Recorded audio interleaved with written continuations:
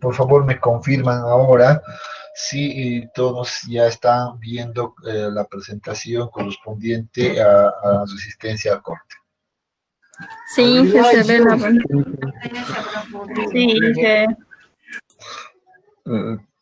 La verdad, cómo extraño esa bulla del aula en algunos momentos, ¿verdad? Entonces, cuando empiezan a hablar así, me hacen sentir en el aula.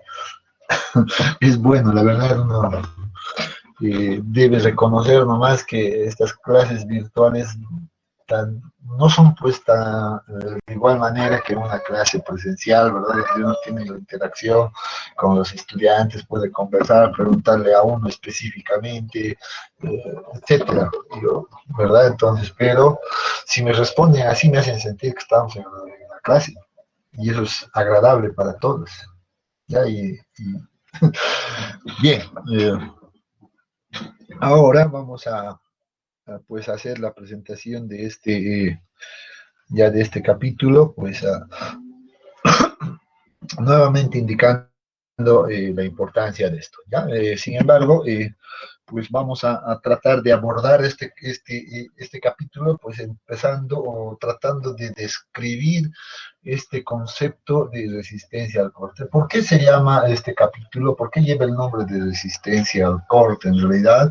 Para entender este efecto, ¿ya? Entonces vamos a tratar de un poquito abordar el concepto mismo antes de desarrollar el contenido. Entonces, si entendemos el concepto de resistencia al corte, seguramente no se nos va a hacer pues fácil entender ya el contenido posteriormente. ¿Ya? Entonces, para aquello vamos a utilizar algunas imágenes clásicas que siempre utilizamos, aparecen en nuestros textos, en nuestros libros, aparecen en cualquier artículo, en cualquier documento, siempre están estas imágenes que ayudan a entender el concepto o la razón de ser de la resistencia al corte. ¿Ya? Entonces, para aquello, pues vamos a ubicarnos inicialmente en un ejemplo súper simple, un ejemplo bastante utilizado que corresponde a una zapata aislada, una fundación directa, en este caso, una zapatita que todos seguramente conocemos,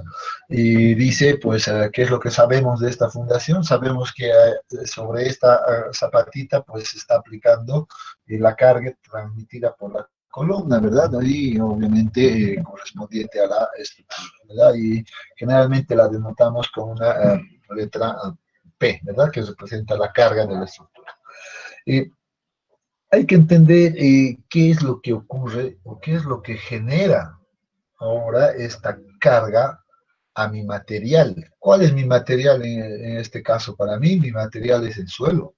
Y pues en este caso vamos a decir que acá es todo este elemento que estamos viendo, pues es mi material o el suelo que nosotros estudiamos, ¿no?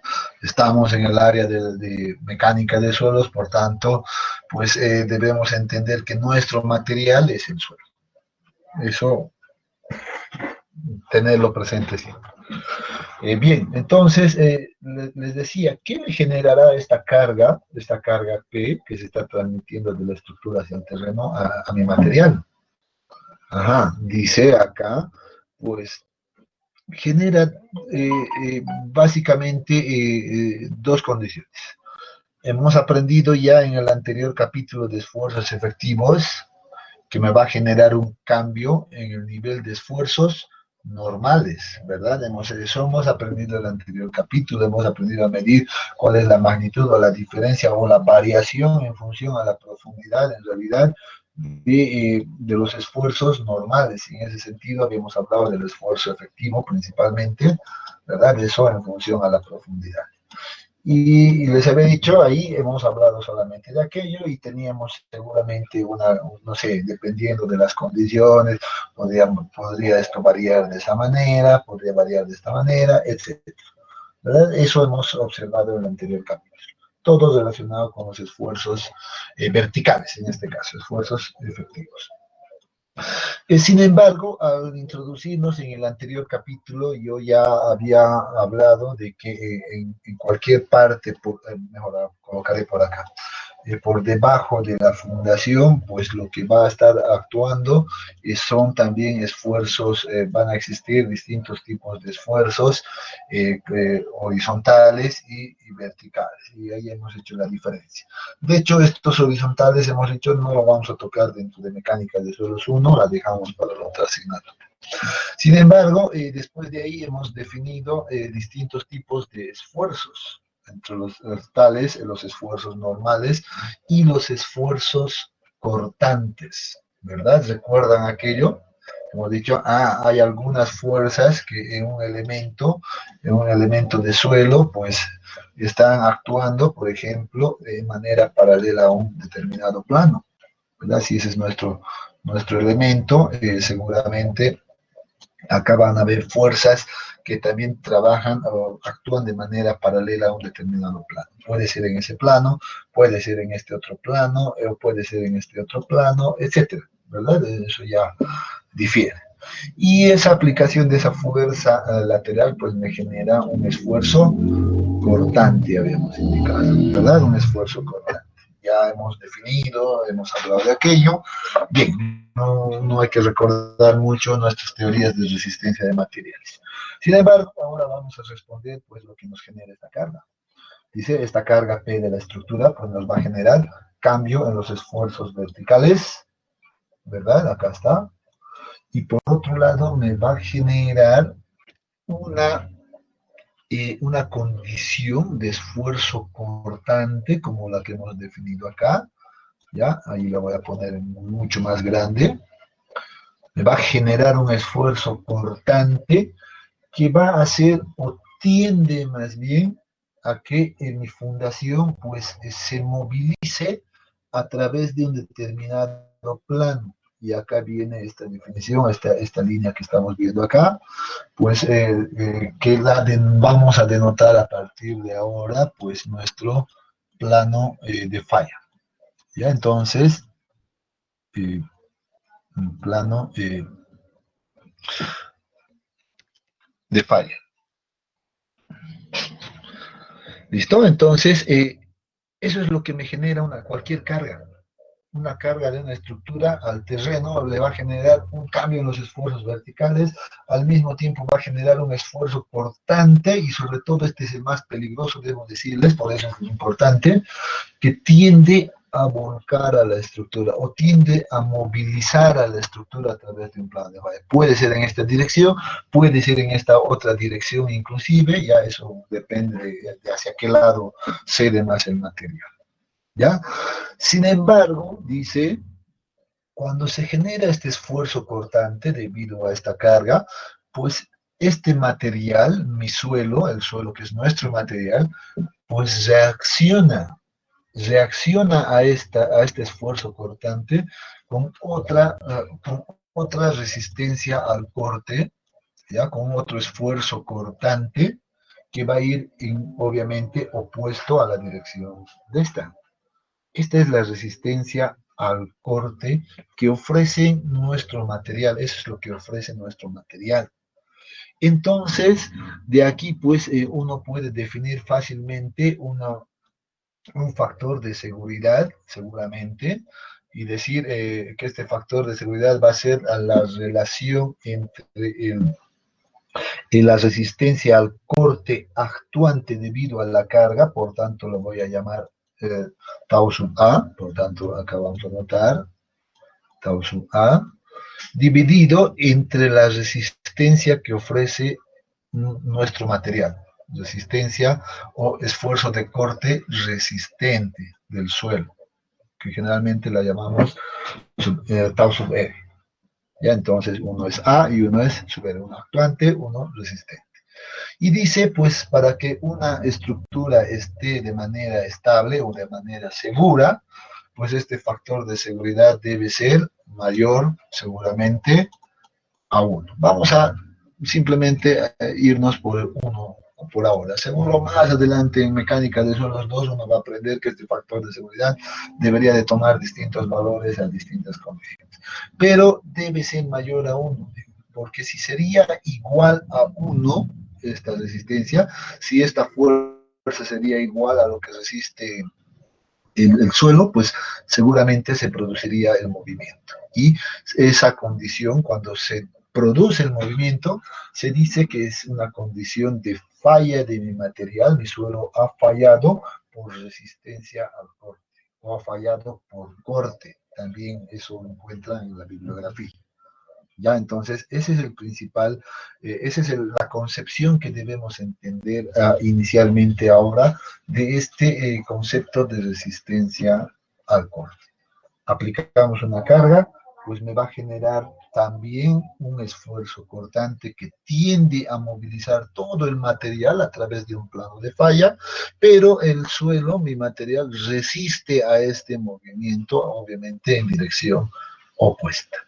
Por tanto, en este capítulo, pues nosotros aprendemos, dice, aprendemos a calcular esta resistencia que ofrece el material. O por lo menos vamos a aprender o vamos a saber cuáles son los principales, las principales propiedades para determinar este esfuerzo cortante. ¿Ya? Eso es lo que debemos entender en este capítulo. Va a estar dirigido entonces este capítulo a la obtención de esta resistencia al corte que ofrece el suelo. ¿Y de qué depende? Muy bien, si me he dejado entender, he tratado de explicar, o tal vez los he confundido más, pero no sé si me han entendido hasta este punto. ¿Qué dicen, jóvenes? ¿Se entiende, Miguel? Genial. Si se entiende eso, eso es bueno. Esa es la filosofía que debemos inicialmente meternos en la cabeza. El suelo, como es un material, había sabido resistir a esfuerzos cortantes. Ahora yo debo conocer de qué dependen estos esfuerzos cortantes y cómo calcular estos esfuerzos cortantes para que después, más en el futuro, cuando ya uno habla de diseño, pues pueda compararlo con este otro esfuerzo cortante y pues verificar si mi estructura va a estar estable o no va a estar estable.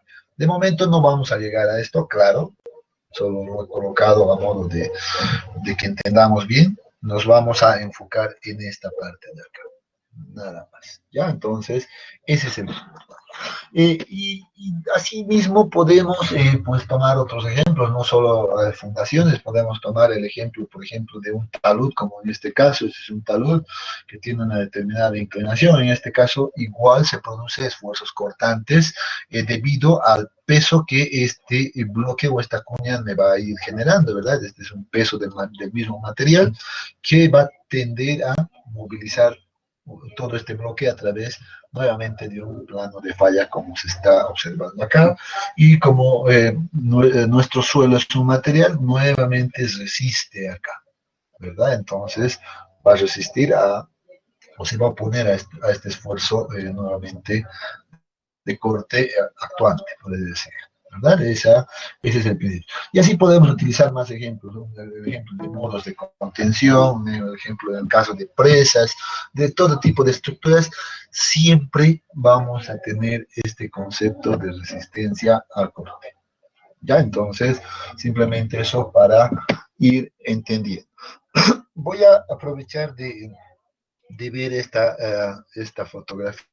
En realidad esta imagen es extraída de ese segundo documento que se les ha proporcionado en el Classroom, por cierto. Entonces en ese documento ustedes van a poder ver un poco más sobre la explicación de esta fotografía que estamos observando. ¿Ya? Sin embargo, voy a hacer un pequeño resumen de qué es lo que significa y cuál ha sido la idea en realidad de este experimento. En realidad esta fotografía corresponde a un experimento en laboratorio con la idea de observar cuál será, si generalmente el plano de falla pues se muestra como lo que nos dice la teoría.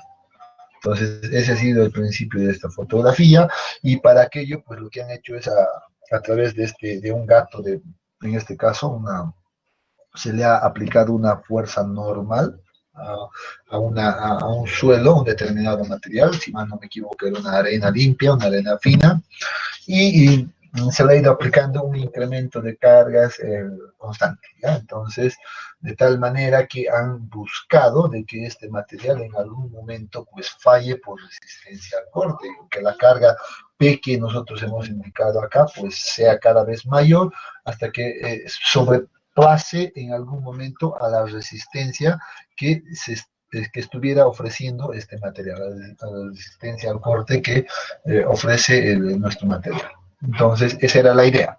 Y en ese sentido, pues se observa en la fotografía que efectivamente el suelo ha fallado por resistencia al corte, entonces ha superado a la resistencia de este material la carga transmitida. Y si uno observa acá, pues esta es la tendencia de las líneas. Observen que estas líneas, bueno, el modelo estaba configurado con ciertas capas de colorante que se colocó a ciertas distancias para observar justamente el movimiento del material, y lo que se observa es que vean que sí, efectivamente se ha movido de esa manera, y si uno pasa la línea como se está observando por acá, pues básicamente observa que lo que la teoría nos indica es correcto, ¿verdad? Que este material se ha movilizado, y vean que acá ya se ha elevado, ha sufrido una elevación de esto, ¿verdad? Está volcándose, en otras palabras, pero se ha movilizado a través de este plano de falla. Entonces el experimento ha demostrado que la teoría es correcta, ¿verdad? Entonces, a partir de aquello, pues dice, se empieza a llegar a ciertas conclusiones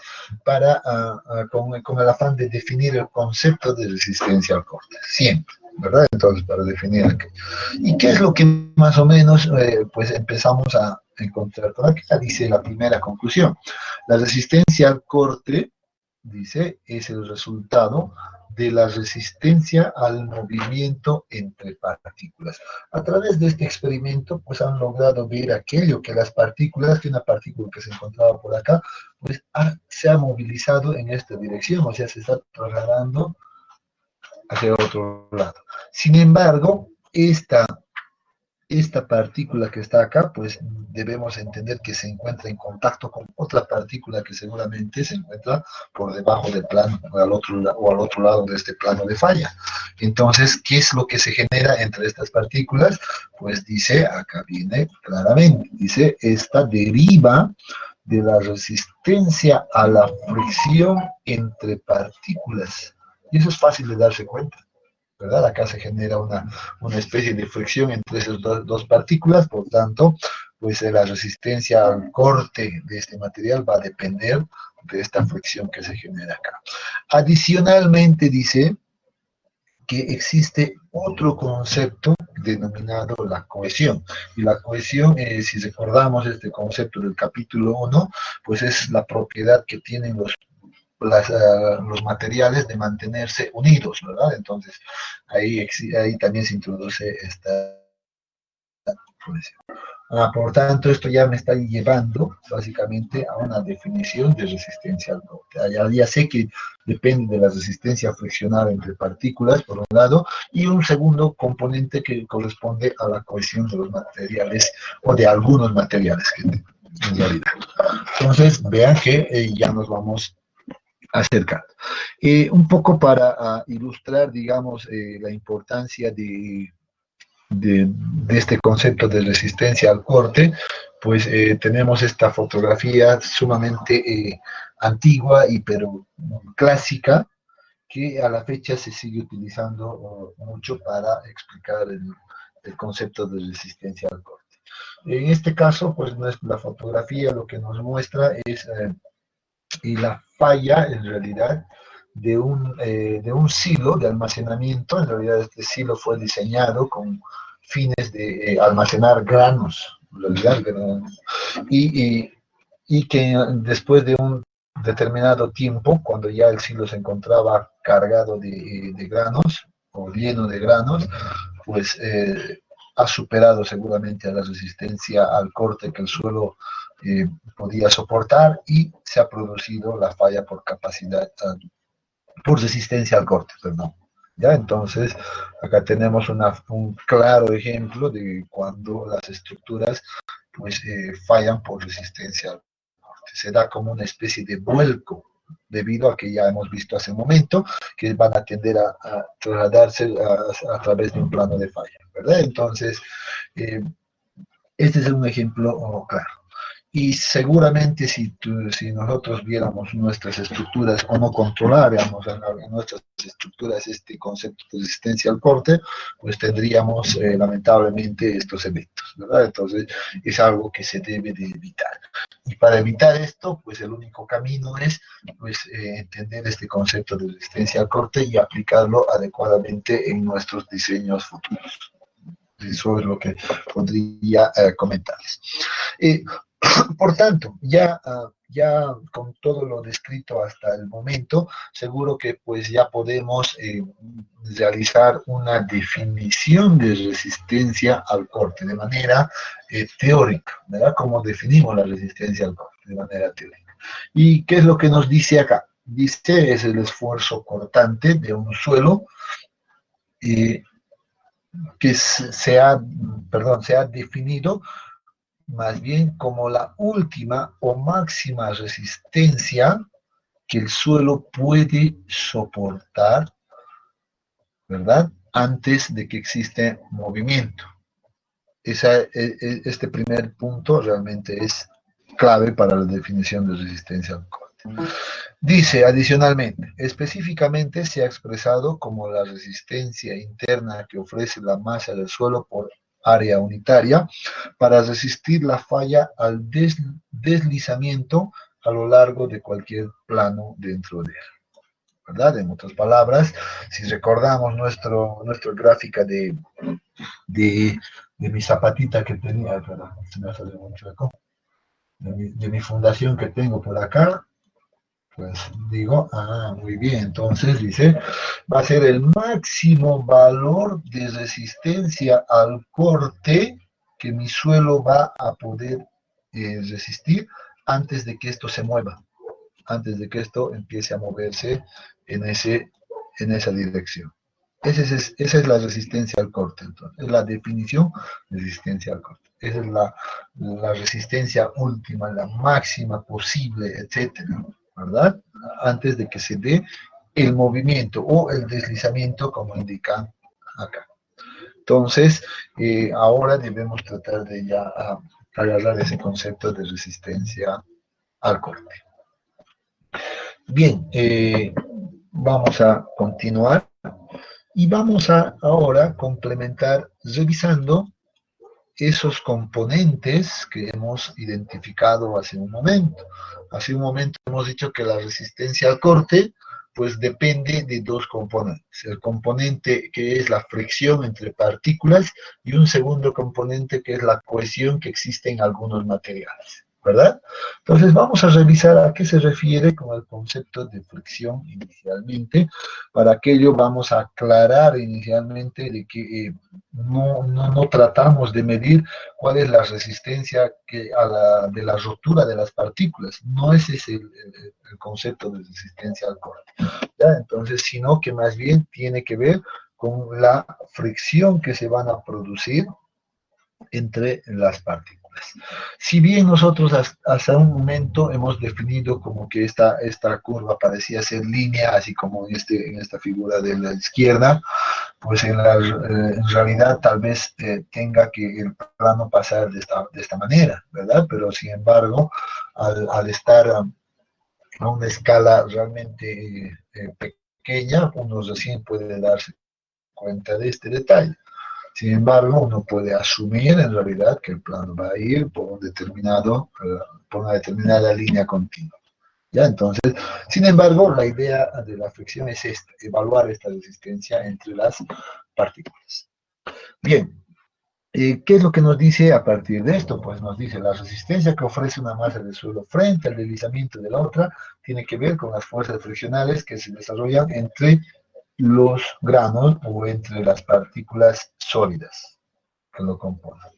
Ya, entonces, nuevamente estamos recordando el concepto de resistencia al corte. Para un poquito definir qué es lo que nos va a mostrar ahora este concepto de fricción, pues vamos a recordar un poco nuestras clases de física, porque en realidad ese es el principio en realidad que ocurre en este concepto. Ya observen acá que nosotros tenemos un plano inclinado, estamos viendo un plano que está inclinado a un ángulo alfa cualquiera, pero vamos a ahora decir que sobre el plano pues acomodamos un bloque, como lo solíamos hacer en física, ¿verdad? Nuestros ejercicios de física y hacer nuestros diagramas de cuerpos libres, etcétera, ¿verdad? Entonces vamos a recordar un poquito de aquello. Con la diferencia de que ahora vamos a suponer de que este plano pues puede ser movible hacia abajo y hacia arriba. O sea que nosotros podemos controlar, en otras palabras, la inclinación de este ángulo de inclinación en todo momento. A medida que uno va subiendo, seguramente que si la tendencia va hacia este lado, ¿qué es lo que va a ocurrir? Pues va a ocurrir de que esta fuerza F pues va a tender a crecer, ¿verdad? Entonces tiende a crecer la fuerza F a medida que el ángulo alfa va incrementando. De tal manera de que en algún momento esta fuerza es demasiado grande que hace que este bloque se desplace o se deslice a través de este plano, ¿verdad? Y se va a trasladar hasta este punto. Sin embargo, debemos entender de que acá en realidad se genera una fuerza que se opone a esta fuerza F, ¿verdad? Es la fuerza resistente, que en física lo llamamos como el coeficiente de, ¿qué se llamaba? A ver, ¿quién se acuerda? De Poisson. No, mentira, error. Rozamiento. Coeficiente de fricción. Coeficiente de rozamiento, coeficiente de fricción, etcétera, ¿verdad? Más creo que rozamiento, ¿verdad? Entonces, ese efecto y seguramente uno lo recuerda fácilmente, ¿verdad? Y sin embargo, dice, hagamos hincapié en esto de acá. ¿Qué nos dice? Va a haber movimiento cuando este bloque pues tome un valor de alfa máximo, y deberíamos de anotarlo acá. Cuando llegue a un valor a un ángulo de inclinación máximo, pues entonces esta fuerza de acá, esta fuerza F al menos iguala a la resistencia o a esta fricción de acá, y empieza a darse el movimiento. Entonces, esto puede ser interpretado, en realidad este efecto físico puede ser interpretado igual en los suelos. Este bloque, en realidad, que está transmitiendo una cierta masa, pues es fácil identificar que en nuestra zapatita, que siempre es bueno poner acá como referencia, pues seguramente también se va a poder. ¿Cuál es la diferencia? Que acá, este plano, pues tiene una forma que tiende hacia la curva, ¿verdad? Tiene una forma curva. Pero esta carga de acá, de que nosotros hemos indicado esta carga, pues que está generando un peso adicional, ¿verdad? En todo este bloque, en todo este elemento de acá, me está generando igual un peso adicional. Por tanto, eso está tratando de hacer que se mueva esto en esta dirección. Lo mismo está ocurriendo acá. ¿Ya? Entonces, si uno hace el diagrama del cuerpo libre, pues va a encontrar que el peso actúa en esa dirección, y además se va a producir una fuerza normal, seguramente, ¿verdad? Una fuerza normal perpendicular al plano donde se actúa esta fuerza. Bien, recordando este principio, pues vamos a poder desglosar seguramente de este elemento que la relación de la fuerza sobre la normal es igual a la tangente del ángulo, entendiendo que esta es la inclinación, ¿verdad? Entonces, eso es fácil darnos cuenta, y acá se reproduce ese ángulo alfa. Si despejamos de acá la magnitud de la fuerza F, que es la que estamos analizando en este caso, pues eso va a ser igual a la fuerza normal, nuevamente multiplicado por la tangente del ángulo. Entonces ya vamos desarrollando ciertas ecuaciones que seguramente nos van a ser útiles. Sin embargo, dice acá, y acá vamos a empezar a hacer un pequeño cambio de variable, ¿ya? Y ya vamos a empezar a ir de este modelo, pues vamos a tratar de relacionarlo con este modelo que a nosotros nos interesa. Primera condición que nos dice acá, si la fuerza F es menor a la fuerza resistente, en este caso Fn, para seguir simplemente la nomenclatura, ¿qué es lo que va a ocurrir? Dice, el ángulo alfa, pues es menor a este parámetro phi. Ya de momento no le vamos a dar un nombre, simplemente vamos a decir que es un parámetro phi. Ya, entonces vamos a tenerlo presente ahí de momento. En esas condiciones, dice, no hay movimiento del bloque. O sea, este bloque no se va a mover para nada. O este bloque no se va a mover para nada. Va a seguir estable. Muy bien. Ahora, ¿qué pasa si al menos esta fuerza F de acá, pues iguala a la fuerza resistente? En esa condición, dice, este ángulo alfa, pues se va a convertir en un ángulo máximo, por tanto, este va a ser igual, dice, al parámetro phi que habíamos indicado anteriormente. En estas condiciones, pues dice, se va a producir el movimiento del bloque, por tanto, se va a empezar a deslizar a través del plano. O, en su efecto, acá, todo este bloque va a empezar a venir por este lado, seguramente, y si en el peor de los casos uno puede analizar, pues seguramente vamos a tener la condición más desfavorable, que vamos a tener, que nuestra zapata va a quedar de esa manera, ¿verdad? Cuando se produzca esa condición. Por tanto, dice, en este caso, la fuerza resistente, en este caso del plano, para nosotros, de nuestro material, pues es igual, dice, a la fuerza normal, multiplicada por la tangente a este parámetro phi. Y creo que ahora es el momento en que debemos definir de qué estamos hablando ahora cuando nos referimos a este parámetro phi.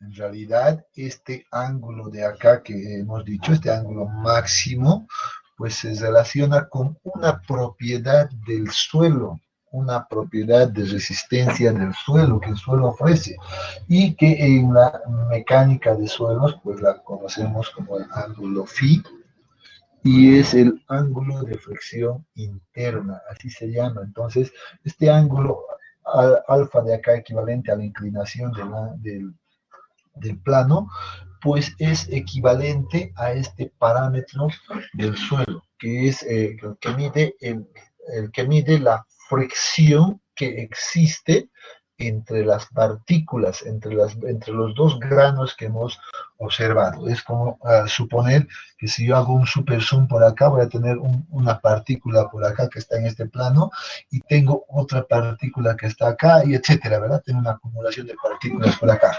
Entonces, este ángulo de fricción interna phi es el que evalúa esa fricción que se produce acá. ¿Ya? Entonces, eso es lo que ahora hay que entender. Por tanto, lo voy a reescribir en esta manera, que phi en realidad, no lo voy a poner por acá. Phi es igual al ángulo de fricción interna. Ese es su nombre. Entonces, ahora ya sabemos qué es phi. Ahora, recordando nuevamente lo que hemos visto acá, pues vamos a decir, entonces, dice, en este caso, el ángulo de inclinación pues es menor a este parámetro, entonces no hay movimiento, pero cuando esto se da en su máximo valor, pues entonces se produce esta condición final. Con estas dos puntualizaciones, seguro que ya podemos empezar a llegar a hacer algunas conclusiones. Y estas conclusiones, pues las vamos a enumerar en realidad. una primera conclusión que dice lo siguiente. La magnitud de la fuerza de fricción disponible es directamente proporcional a la fuerza normal al plano de deslizamiento y al ángulo de fricción interna del material fin. O sea, vean la importancia de esta puntualización, ¿verdad? Entonces estamos diciendo que es directamente proporcional, por un lado, a la fuerza normal, y ya vamos a luego ver a qué se refiere con fuerza normal, y al ángulo de fricción interna del material, ángulo fin. En otras palabras, ¿qué nos está diciendo? En otras palabras nos dice, la resistencia al corte que tu suelo va a soportar, pues depende de la fuerza normal que se genere en el plano y esta propiedad de fricción. Depende de esos dos valores, entonces, cuánto resistan a esfuerzos cortantes nuestro material.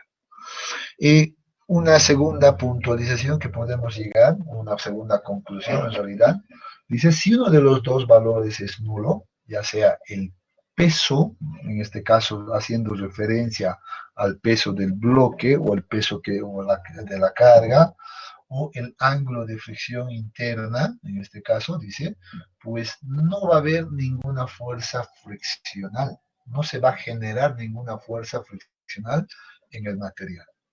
Eso es lógico, si no hay ninguna carga adicional, pues entonces no se va a producir ningún riesgo en ese sentido. Tercera conclusión, dice, si la magnitud de la fuerza que intenta producir el desplazamiento es menor que la relación de la fuerza normal multiplicada por la tangente del ángulo de fricción interna, entonces dice, solo se pone en manifiesto una parte de la fuerza friccional F sub n disponible y por lo tanto no hay deslizamiento. ¿Estamos entendiendo lo que dice este apartado? Es muy importante. Entonces, en estas condiciones, dice, el suelo va a estar seguro, en otras palabras. No va a tener ningún riesgo de falla. ¿Verdad? Entonces, eso es lo que nos está diciendo. Conclusión 4.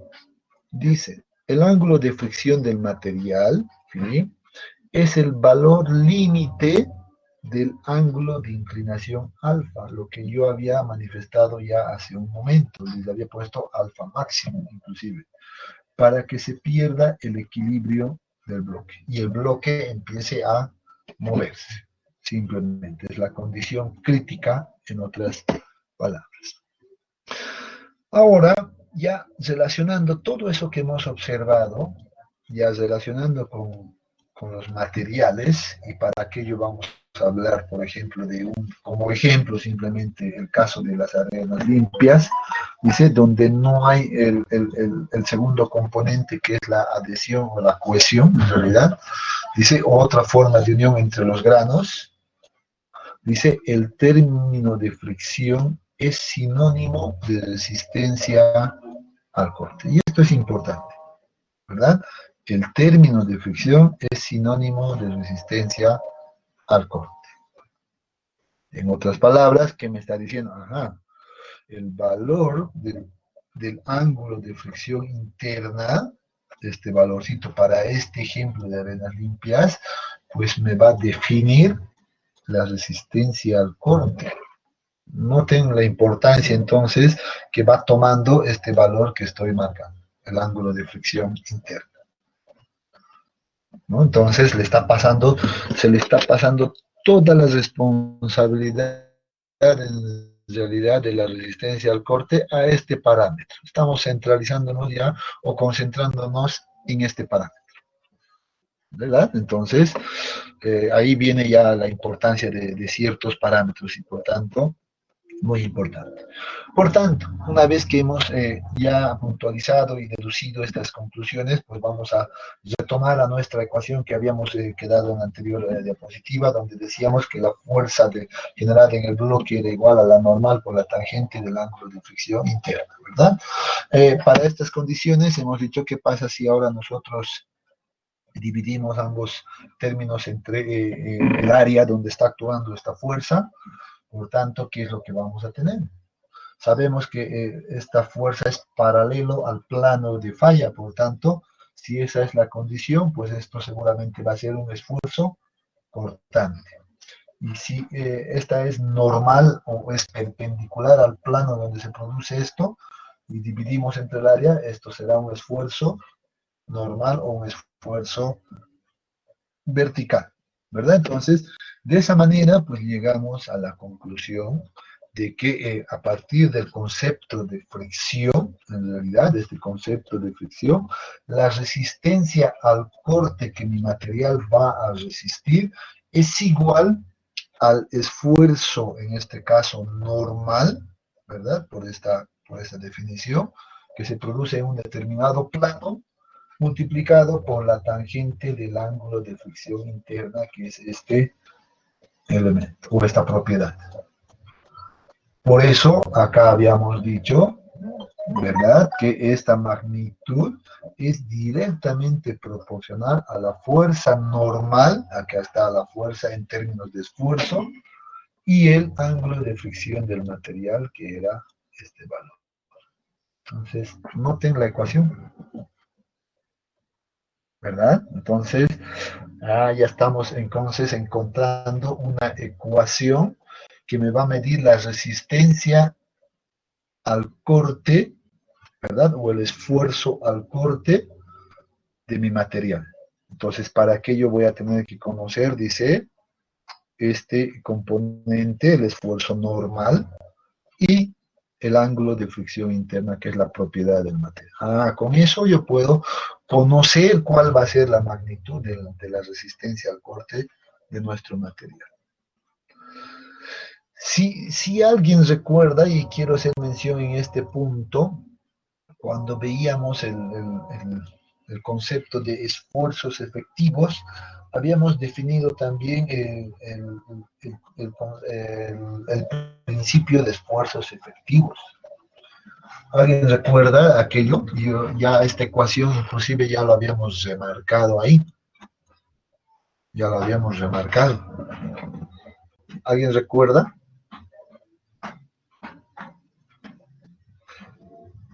¿Cuál es el principio de los esfuerzos efectivos? Esta pregunta de examen. Siempre colocamos en los exámenes. Es el esfuerzo total menos la presión de poros. Esa es la ecuación que me sirve para calcular el esfuerzo efectivo. Pero ¿cuál es el principio del esfuerzo efectivo? ¿Quién recuerda?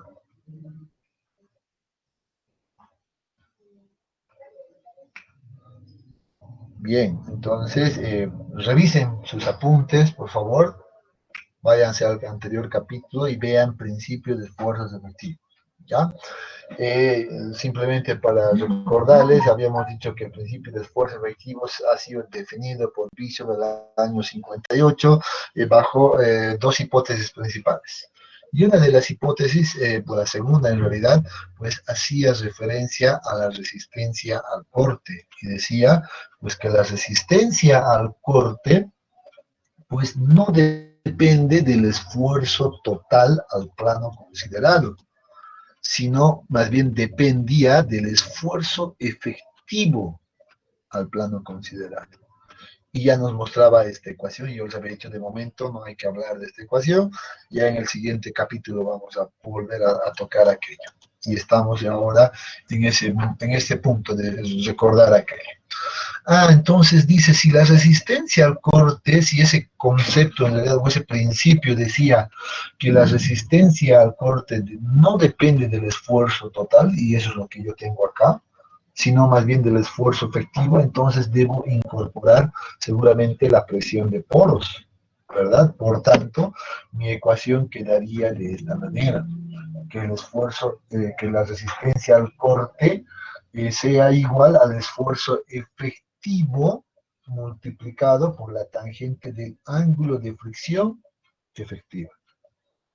Entonces, esta sería en realidad mi ecuación final, considerando únicamente el concepto o la componente friccional, o el concepto de fricción, por cierto. Si yo solo considero este componente de fricción, pues mi resistencia al corte que mi suelo me va a ofrecer es igual a esto, o debería calcularlo con esta ecuación. Ese es el punto que debemos tener claro. ¿Ya? Entonces, muy bien, entonces, recordando lo que ya el compañero dijo hace un momento, el esfuerzo efectivo es igual a la relación del esfuerzo total menos la presión de poros. Esto debo incorporarlo seguramente dentro de esta ecuación. Bien, entonces con esto hemos concluido, digamos, ya el análisis del concepto de fricción y ya hemos llegado a una ecuación inicial que me va a medir la resistencia al corte que el suelo va a soportar. Nos vamos a ir a desarrollar rápidamente ahora el concepto de cohesión. En el concepto de cohesión, pues vamos a decir que el principal fenómeno que acá afecta es este efecto de capilaridad, por lo cual se genera una fuerza de tensión superficial, como estamos viendo acá, una tensión superficial, que provoca una resistencia adicional al esfuerzo cortante, denominada cohesión. Y ese es el concepto que algunos materiales presentan. Y dice, este concepto o esta cohesión generalmente depende del contenido de humedad. Mientras más húmedo esté el material, probablemente la cohesión sea mayor. Entonces, ahí tenemos una explicación clara. Para irnos rápidamente, vamos a tratar de poner el ejemplo inicialmente del caso de una arenas. Vamos a decir, si tenemos una arena inicialmente seca, en este caso, completamente seco, como estamos viendo este caso, pues si hay ausencia de agua, pues acá no tenemos ninguna cohesión, ninguna fuerza de tensión superficial que atraiga a estas dos partículas. Por tanto, la cohesión en este caso, o este componente de cohesión, debería de ser igual a 0. No hay nada. Sin embargo, dice, si ahora este mismo material la humedecemos o la saturamos con agua, y le ponemos, ya la humedecemos, dice, si vamos a tener ya el caso de arenas húmedas, pues dice acá se va a generar unas fuerzas de tensión atractiva entre las partículas, generando una unión, acá una unión, y la vamos a poner con el nombre de unión débil en realidad. ¿Ya? Conceptualmente podemos decir que es una unión débil, que no es muy fuerte, ya no hay muy, por el área mismo que estos se conectan, entonces la unión no es muy fuerte, pero ya se genera una cierta cohesión, una resistencia por cohesión. Sin embargo, al ser débil en la práctica de la geotecnia, a veces es conveniente no considerar este concepto de cohesión para suelos arenosos. Entonces es preferible decir, en arenas, pues puedo decir que la cohesión es igual a 0. Eso sí, puedo decir. Pero ¿qué pasa ahora? Y voy a borrar ahora, si hablamos del otro grupo de materiales que son los suelos finos, y en este caso nos vamos a hacer referencia, por ejemplo, a las arcillas, y vamos a decir qué pasa en las arcillas. Estos suelos se caracterizan en realidad por tener una forma de este tipo, alargadas, y además es una forma alargada pero y muy fina, que tienen forma de escamas, que cuando se unen dos partículas de arcilla, pues toman una fuerza de atracción realmente fuerte, de tal manera que acá se genera una unión, vamos a decir, bastante fuerte. Hay una fuerza de tensión superficial acá, pero tremenda, que si uno quisiera separar estas partículas, pues le va a costar demasiado, en otras palabras. ¿Recuerdan el ensayo de por hidrometría? Les había dicho que para separar a las partículas de arcilla o los finos en general, pues utilizamos un componente químico que es el hexametafosfato de sodio, ¿verdad? Para poder romper esta unión fuerte en realidad, porque simplemente con el agua no pueden separarse. Entonces, ¿verdad? Entonces, eso nos muestra que acá hay una cohesión, una propiedad de cohesión bastante fuerte.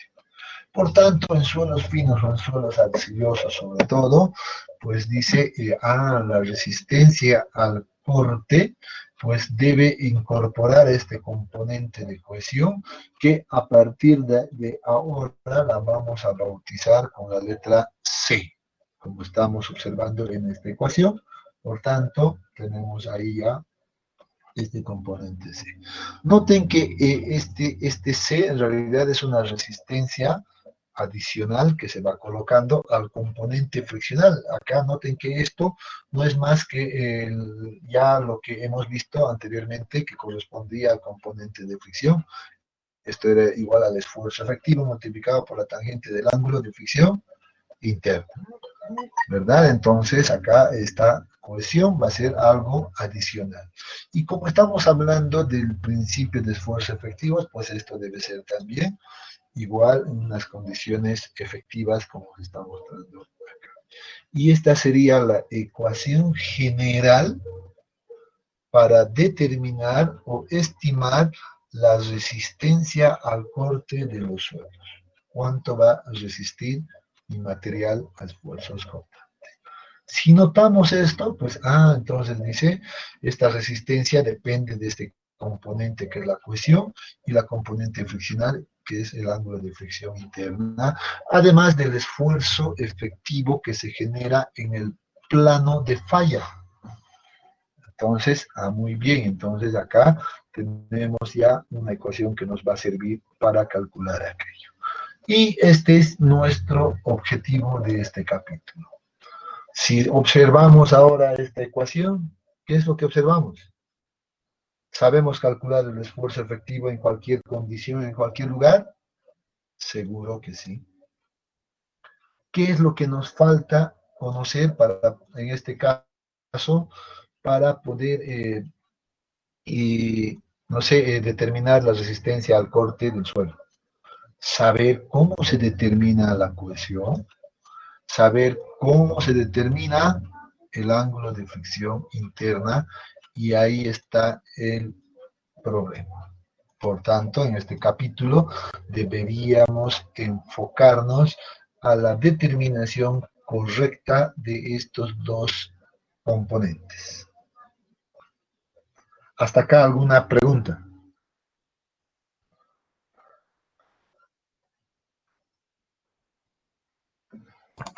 Inge, eso sería solo para suelos finos, ¿no? No, en realidad, como les he dicho, esta es la ecuación general. Puede ser para finos, puede ser para gruesos, arenas, gravas, no sé, puedo manejarlo de manera general. ¿Qué va a pasar? Que algunos suelos, pues vamos a decir, este valor de la cohesión es igual a 0. Algunos. Algunos suelos, pues van a tener ambos componentes, tendrán cohesión y tendrán el componente de fricción. O por otro lado, algunos suelos solo tendrán el componente de cohesión y tendrán una fricción o un ángulo de fricción igual a 0. Pero esta es la ecuación general, ¿verdad? Que dependiendo de esto, seguramente vamos a tener distintos valores de resistencia al corte. Esta es la ecuación general que debemos conocer. Bien, vamos ahora, ya para cerrar el objetivo de la clase de hoy era tratar de explicar el concepto de resistencia al corte, analizando en realidad los distintos componentes, y creo que estamos cumpliendo con aquello. Sin embargo, para avanzar un poco, vamos a recordar este concepto que ya seguro estoy que muchos ya van a recordar porque lo hemos visto en el anterior capítulo de esfuerzos efectivos. ¿Ya? Entonces, sin embargo, ahora lo vamos a ver un poquito desde el punto de vista de este concepto de resistencia al corte. Vamos a ahora suponer un pequeño elemento de suelo que ha sido extraído en realidad de una parte del plano de falla. Vamos a suponer que esta línea que estoy mostrando por acá corresponde al plano de falla, ¿ya? Que hemos visto hace un momento. Vamos a suponer que justo por el plano de falla hemos sacado un pequeño diferencial, un pequeño elemento pequeño de suelo, y por tanto podemos suponer que esta es una línea perfecta. Aunque ya hemos visto que en la realidad no es una línea, pero podemos suponer que es una línea. ¿Ya? Entonces, de tal manera que dice ahora acá podemos definir la inclinación del plano de falla con la horizontal como un ángulo θ. Por cierto, esto sí, no hay que confundir, este es un ángulo θ, ya que es diferente, no es igual al ángulo φ que hemos estado observando como ángulo de fricción interna. Ya el ángulo θ es la inclinación del plano de falla, algo que vamos a ir remarcando. Bien, vamos a hacer un pequeño análisis en este elemento. Como ya sabemos, pues en cualquier elemento de este suelo que nosotros queramos estudiar, pues van a estar actuando acá esfuerzos en esta dirección, esfuerzos en esta dirección, o en todas las direcciones, en otras partes, ¿verdad? Ahora vamos a simplemente con el afán de hacer un mejor análisis, vamos a tomar este pequeño elemento A, B y D de acá, que es todavía un elemento mucho más pequeño que este elemento de acá, y vamos a analizar sobre esto. Y ahí vamos a decir cómo estará actuando los esfuerzos en este pequeño elemento de acá. Muy bien, acá tengo dos planos definidos como A0 y B0, dos planos ahí, y obviamente parte del plano de falla, definido por A y B. Dice, en este caso, que en el plano de falla, pues va a existir una combinación de esfuerzos normales al plano y adicionalmente esfuerzos cortantes. Entonces, eso me lleva a la conclusión de que para que exista movimiento en realidad de bloque acá, o del terreno, o movimiento entre las partículas, pues se va a producir una combinación de esfuerzos normales y esfuerzos cortantes. Eso es lo que está actuando en el plano de falla, esa combinación. Acá sí podemos observarlo de manera muy clara. Sin embargo, ¿qué pasa en los otros planos? Por ejemplo, en el plano B0 y A0. Como bien sabemos, en esta dirección está actuando el esfuerzo, en este caso, el esfuerzo sigma 3, y seguramente alguien ya recordará esta denotación de sigma 3 y sigma 1, que ya lo hemos definido en el anterior capítulo, ¿verdad? Son esfuerzos principales, esfuerzo principal mayor y esfuerzo principal menor. ¿Por qué se llaman esfuerzos principales? Porque el esfuerzo cortante en este plano es igual a 0, no existe, no hay esfuerzo cortante en este plano, tampoco hay esfuerzo cortante en este plano, por tanto, eso le da la definición de esfuerzos principales.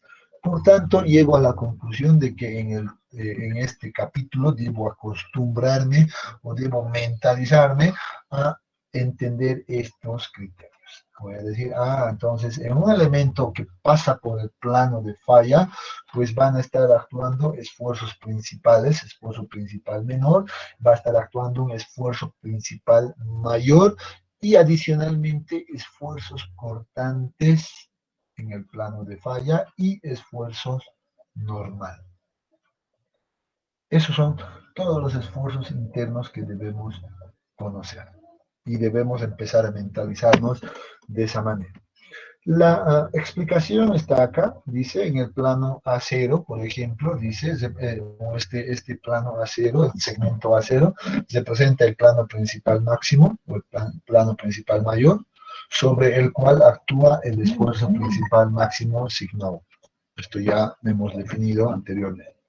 Por tanto, estamos aclarando simplemente. ¿Qué pasa en el otro plano, en el B0? Pues dice, representa el plano principal menor, sobre el cual actúa el esfuerzo principal menor o el esfuerzo principal mínimo sigma 3. Ojo, empecemos a mentalizarnos a estos esfuerzos, adicionalmente de estos que ya los conocíamos. ¿Ya? Entonces, mucho ojo para este capítulo. Es muy importante estos esfuerzos principal mayor y principal menor. Bien, si tienen alguna consulta acá, hasta acá vamos a quedar el día de hoy, ya mañana continuamos.